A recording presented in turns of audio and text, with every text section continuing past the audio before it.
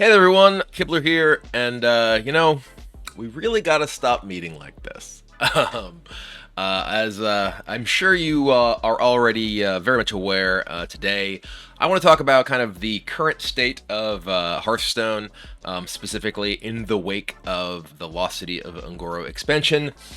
Which, not just in my opinion, but kind of very broadly, seems to be one of the worst received expansions in Hearthstone's history. If you look at stuff like HS replay data, you see that there are basically no quests that are seeing any kind of success outside of the Murloc quest, which is its own can of worms, and that basically the impact of the expansion has been incredibly minimal. There has been essentially two decks that have emerged from the expansion, and basically nothing else that really seems to be remotely compelling or competitive that people have really kept playing after the first couple of days, if they've kept playing at all. I personally played maybe like 7-ish hours in the first day, 4, maybe 5 hours the second and third day, and notably, this is my job. I stream this game in part for a living, and I just kind of was over it pretty quickly. I wasn't really having very much fun.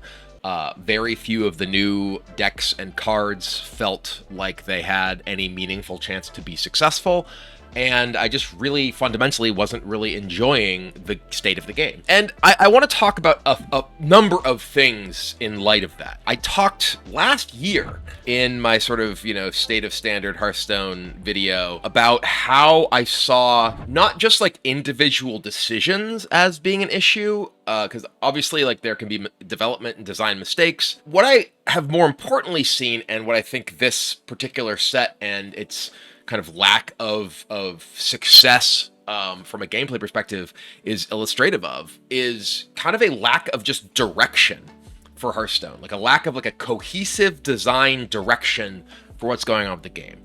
And we saw some of this last year when we had, for instance, a number of cards that were nerfed with respect to wanting to make big minions not feel so bad to play, with like starships, and they nerfed Yogg and they nerfed Reska, and then immediately released Bob, which was equally as bad, a neutral card, yada yada yada. And now we're seeing kind of a different part of that. Like, if we look at the two expansions this year, we have Emerald Dream and we have Lost City of UnGoro, and central mechanics in both of these sets, right? In the first set, in Emerald Dream, there was the Imbu mechanic, and in UnGoro, there's the quest mechanic. And these two mechanics are some of the most dangerous design space in like all of Hearthstone. We've seen with cards like Gen and Baku, the danger of having decks that are defined by powerful, repeatable abilities like hero powers, or specifically exactly hero powers. Imbu is a bit different. It's like not a start of game thing, except for Druid, which is kind of its own can of worms. And then we have quests, which are another, like, you are guaranteed to have this. In the past, we have seen quests be either basically broken or just do nothing, right? And it's mostly been the experience with kind of both of these style of mechanics. So it's kind of baffling to me that the decision we made from a design perspective to have these two types of mechanics, which are so fundamentally problematic, when they are good, be the sort of things you are having as the flagship mechanics of back-to-back new sets. That just seems like it's just so clearly a dangerous decision, because if you aim too high, it's really bad. If you aim too low, it's really bad. And you're kind of just ensuring that you have to like thread the needle with this like perfect game balance of both of these categories of mechanics, which again have proven repeatedly to be dangerous design space to play in. Like, I actually think that the kind of quests that they made this time are a much healthier kind of quest than, say, the quests from the original UnGoro, or in particular the quests from Stormwind, which, in many cases were a complete quest, win game. And it was just, how difficult is it to complete my quest? And that is just not a particularly fun gameplay pattern. That is like a gameplay pattern which like is super linear and super repetitive, and doesn't provide very many axes for interaction. Historically speaking, there can be, maybe based on the specific designs of the quest. Regardless, now here we are with these quests which don't just win the game, but instead they're by and large just bad. And the reason they're bad isn't necessarily because like the design direction is bad. They exist in the context of the current state of Hearthstone, which has seen a lot of increases in power in order to keep up with what have been a number of very, very powerful cards that have been released over the past like year and a half or so. I actually was having a conversation on my stream with my chat and asking people, because I myself was quite frustrated, when they last felt like Hearthstone was like really good, right? Like what was the last expansion where it was like, yeah, Hearthstone's in a great spot? And I think that the general answer was something around like Journey Under the Ocean or whatever the hell it was, the Sunken City thing. Voyage to the Sunken City, I think is what it was. But basically it's been years, right? And I think that we saw a number of sets like, I think Titans was generally pretty cool. I didn't particularly like some of the gameplay of stuff like Sith Mage, but like I think Perils in Paradise like just was such an incredibly powerful set. And like look at the current top decks in Standard, right? The current most successful and powerful decks in Standard are a bunch of like aggressive menagerie style decks. And like Brain Masseuse, for instance. Brain Masseuse is the highest statted 1-drop that has ever existed in the game, with a drawback that, unless you are in like kind of an aggressive matchup, will frequently not matter in any way. If you looked at like, a lot of like previous 1-drops that were extremely high quality, like a 2/3, and would have a drawback that was relevant to, hey, if your opponent killed it, this is like Overzealous Healer as well, another crazy, crazy statted 1-drop. That one at least theoretically has a drawback, but almost never does because you just, play a spell the turn that you play it. It's usually free because it's something like Orbital Halo. But yeah, there's just incredibly high statted early game minions. I've had people, when I've argued this, say like, oh, there isn't really power creep. There's been like, if anything, a bunch of nerfs. But like, look at, for instance, Emerald Dream. Emerald Dream came out, and there was a huge wave of buffs shortly after Emerald Dream came out because Emerald Dream itself did not land and have particularly like high impact. And I talked about the impact of like StarCraft being so incredibly like heavily juiced and overpowered to ensure that collab, that crossover, had a significant impact immediately upon hitting at the tail end of a very powerful format right before rotation. And then like basically every single card in that entire set was nerfed after that. And then there was another wave of nerfs to those. And frankly, I think there could still stand to be a number of nerfs to a number of those cards. Because so many things are sort of pushing like what the sort of, power level of the game is at. And like what turns you can like plan to be alive, right? I think that's one of the biggest issues with a lot of the quests, right? It's not even necessarily like how hard is it to complete these quests, like what is the immediate board impact of these quests. But for some of those, that is a big deal, and like they're not even close, right? That's one of the things about like this expansion. It's not like we're seeing decks that are like kind of struggling. These decks are pretty universally just awful, like truly, truly awful. And they want to live in a world that doesn't exist, right? The world in which a quest like the Rogue Quest, right? I think the Rogue Quest is actually super cool, and I'd love to live in a world where you could play a deck like that in current day Hearthstone, and it would be a reasonably competitive deck. You can do all sorts of cool, like, hey, I shuffle in academic espionage or agency espionage, whatever it is, all sorts of things that like lead to interesting gameplay that takes a while and is very like, controlly mid-rangey, but like, you are pinched from multiple sides, right? Your like, kind of value grind of a hero power that's effectively drawing cards and putting minions into play is not nearly fast enough against the aggressive decks, isn't powerful enough against like Hydration Station, Ziliax control decks, and does nothing meaningful against OTK decks. I talked about this last year, like I didn't think that there was an easy like, hey, nerf these 5 cards, 10 cards, 20 cards, and you'll be in a good spot. Because I think that we've seen just this kind of like power creep of Hearthstone over the past several years, probably like past like 5 years even. We're seeing cards that were like good back in the day, and not even necessarily back way in the day, like classic, right? When people talk about power creep, they're usually talking about like stuff like, oh, you used to innervate out a Yeti and that was so good. And that's not the kind of power creep I'm talking about. I'm talking about the kind of power creep like Fiery Warx in the classic set, and I've never seen it played. That was a card that was like Fiery Winax. That was like such an incredibly powerful card in the early days of Hearthstone for like aggressive and mid-range and control decks, and now it's not remotely good enough for any deck. it can't kill a 1-drop, right? Brain Masseuse shrugs it off, and it's a 2-cost weapon. Similarly, it's like, you're just playing like an aggressive deck, and it's like you just have such incredibly powerful and incredibly sticky minions with, again, things like Brain Masseuse, things like Battle Fiend, got nerfed back in the release of Ashes of Outland because Demon Hunter was so insanely good, and it came back with a buff. So like, we're talking about these things just being so powerful, and the ability to compete with these kind of like fidgety style quests is just basically none. Only the Murloc quest, only the Paladin quest has like had any success among any of the quests, and that's basically because it's just an aggressive deck that continues to linearly scale, and even that is not competitive against like the best aggressive decks that existed prior to the set's release.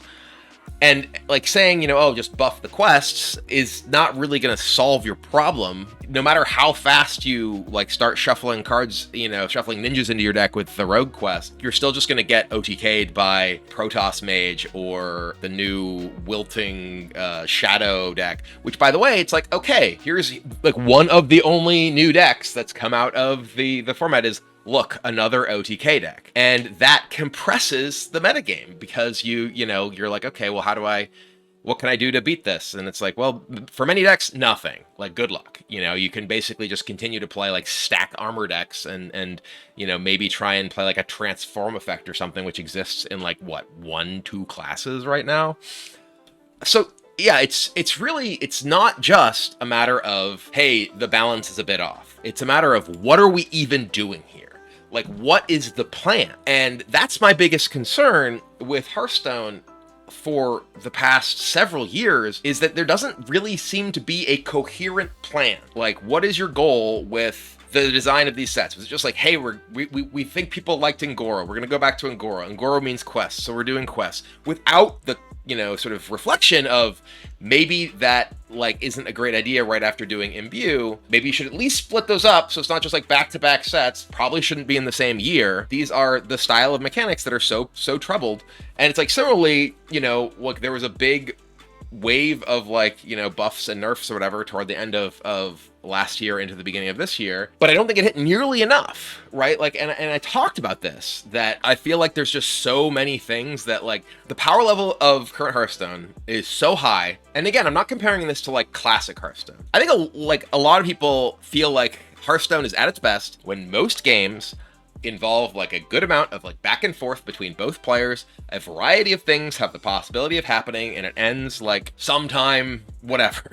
Depends, of course, on the styles of deck you're playing. And maybe there is a push that games are faster because people didn't want to play like ridiculous like grindy dead man's hand control warrior mirrors or whatever. Those are admittedly horrible, but I still think that like having more games that like end super fast because one player is playing an insanely aggressive deck, or end in a single turn because one player is playing an OTK deck, and having more space for the sort of mid-range and like controlling styles of decks to have an opportunity to play the game, that's the place where these kind of quests feel like they can shine. If you're playing a bit of a slower game, a quest like the Shaman quest, right, where it's like, okay, every minion you play gets these bonuses. Right now it's like, well, maybe you get a chance to play one more minion and then you're dead.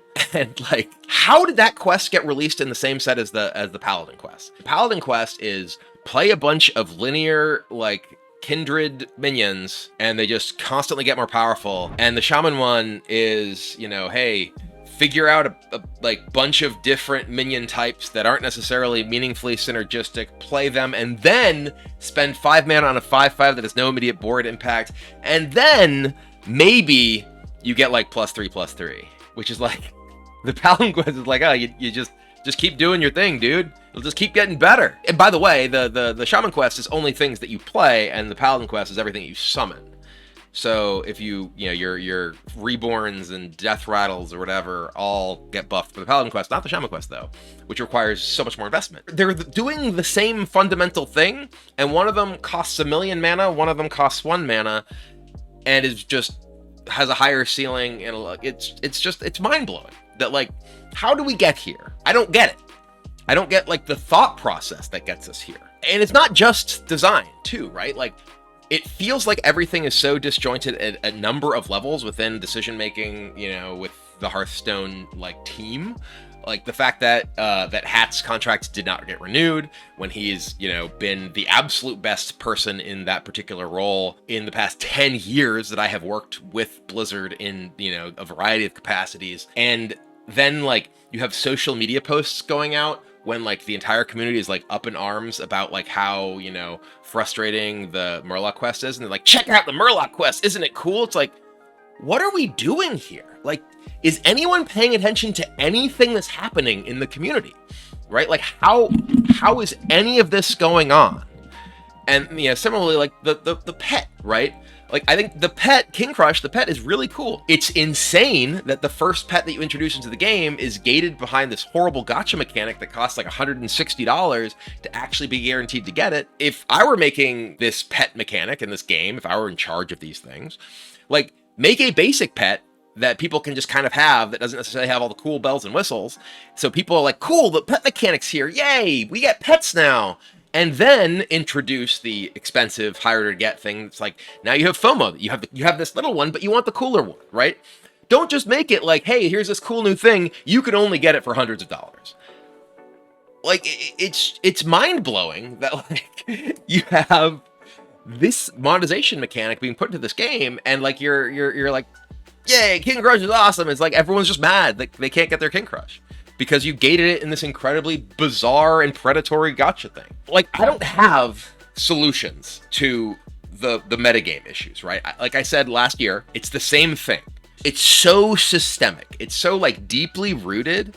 Like, I feel like you'd have to do such an enormous pass on like bringing the power level of a lot of things down before like anything like these quests could reasonably be good. And a lot of people are just like, just buff things, you know, don't nerf everything, just buff things. And there's a few problems with that. One, when you buff things in a game where you have a static life total, if you like keep buffing minions, then you just get people dying faster when they're trying to do anything that isn't directly interacting with the board at all times, like a lot of what these quests are asking you to do, right? And two, that's how you get the Imbu Priest problem. The buff to Imbu Priest ruined the Imbu Priest mechanic, in my opinion. I thought Imbu Priest was a cool, like, way to build, like, a mid-range controlling style of deck that, like, you know, had this ability to generate resource advantage over turns by, like, using this hero power after building up to, like, getting these discounts and everything. And obviously, by making the card that you get from the hero power something you're always able to cast, yes, that makes the mechanic better. It makes it more powerful. But it also just makes it a card you put into an aggressive priest deck, right? Like, you transformed what I think was a cool and fun incremental advantage mechanic for a deck that invested in it and turned it into, well, I play these 2-drops that give me the Imbu mechanic in my aggro deck, and now I never run out of resources. And that sucks. That's just like turning it into something completely different and in my opinion, way less fun, because you've removed any need to actually build your deck toward this at all. You just play a 3-2 for 2 and a, you know, a 2-3 for 2, and boom, great, you can just get endless acupunctures or whatever. That's the problem. Right? Like, when you just look at everything and say, like, well, we need to bring these things up to the power level of the other things, you just run into that like issue of, well, now you're just making things and turning them into something else, and you are just compressing, you know, like, if you're just making, again, like the minions better, and you have to make the right things better too. Even if you are making things better, it's not just like, hey, make something like the Imbu Priest, right? I think that was the wrong way to go about it. I would have rather attacked it by making it such that a deck like Imbu Priest in its previous form could reasonably hope to be competitive. The biggest issue, and I say this as one of perhaps the most seasoned Imbu Priest players on the planet, the problem was you just kept getting OTK'd. It wasn't that you couldn't compete with the aggressive decks, it wasn't that you couldn't compete, you know, with like the control decks or whatever, it was that you just would die in one turn. And now it's like, okay, well, we haven't meaningfully changed, like, you know, we got rid of, like, it's been so long since I've seen it, since the Time Walk Priest. Whatever was that? I don't remember. Like I said, it's been a while. And like, I literally didn't play Hearthstone for the month of June because after, you know, the various changes, obviously I was super busy in June anyway with like MagicCon and travel and a variety of other things. But I literally did not play a game of standard Hearthstone in June because it was just the same, like, boring metagame. And now it's still that same boring metagame, basically. Like I said, I'm blanking on the name of it still. I still don't remember. Zurimi! That's what it is. Zurimi Priest. Zerafi Priest is gone, but Protoss Mage is still around. And like similarly, like if you nerf, like let's say you're like, okay, Menagerie Priest and Death Knight and whatever, all these aggressive decks, they're too good, we're gonna nerf them. And now the quest decks can be competitive. It's like, okay, well now they just lose to Protoss Mage. Now they just lose to Wilting Shadow, whatever. You just keep moving the goalposts. It's just that fundamentally a style of deck that is looking to do what most of the quests do, which again, I wish was what was good in Hearthstone, is simply not competitive in the current environment that Hearthstone exists in now. And I think you need to do such a like systemic shift in terms of what the cards that are currently around do, and the cards that you're making, right? Like making cards like the Wilting Shadow, whatever the hell that card is, and then also making like Resuscitate to go with Careless Crafter, like that gives you more bandages. So, like now it's actually very easy to kill someone in one turn on like turn 7 or 8 with that deck. Like, what are we doing here? We're just making more things that make the kind of decks that you're making like with your major set mechanic basically unplayable. So figure it out. Like, have a plan. You just need to actually have some sort of directive of what should the game of Hearthstone look like. And it just seems like there isn't one. And that is my biggest concern. It's not like, oh, the quests weren't good when they released them. The Imbu wasn't good. This card is too good. No, it's that there does not seem to be a coherent and consistent vision for what the game of Hearthstone ought to look like. And it just kind of is this moving target playing whack-a-mole with whatever deck is like doing well now and whatever deck people are complaining about, right? I've seen people say like, oh, you don't need to nerf Murloc Paladin because these other decks beat it. And it's like, well, just because like these decks, which are pretty clearly too good, beat this deck, which I think is also pretty clearly too good, doesn't mean that the second deck is not too good. Like, you are crowding out so much of the possible decks in the game if you kind of go in with, well, this deck is okay because the most powerful decks beat it. It's so much more fun if you have more options of the kind of styles of decks that you can play and don't just feel like you're an idiot or you're embarrassed because you wanted to play something that wasn't just like hyper linear and focused. So anyway, that's where I'm at, which is like, what are we doing here? So, I don't know. I have very seriously been considering taking an extended break from Hearthstone because I don't see, and I talked about this last year, right? Like, there was no clear light at the end of the tunnel, right? It's not like if they just do this, it'll be better. And I kind of took a break almost unintentionally in June. I was like, okay, we'll try the new expansion. And the new expansion sucks. So maybe it's time. Maybe it's time that I take a bit of an extended break from Hearthstone and maybe, explore some other stuff, both on stream and maybe here on YouTube. Maybe we'll do some Magic stuff. Maybe we'll do something else. I don't know. But what I do know is that they really need to do some major changes, not just, again, in terms of like a few cards, but in terms of like actually having a vision for what the game of Hearthstone ought to be like, because that, I think, is very clearly missing from so many of the design and development decisions that have been made with regards to Hearthstone in the past several years. Anyway, that was mostly a rant, I think, but I think Hearthstone deserves a rant right now. So yeah, I hope this is at least interesting, entertaining, enlightening for you. Let me know what you think. What do you think needs to be changed for Hearthstone to be, in a place where it can kind of relive its glory days again? Because we're not there. We're so far from there. But who knows? Maybe we'll be back. But maybe I won't be here. Who knows? Anyway, thanks for watching. I'll see ya.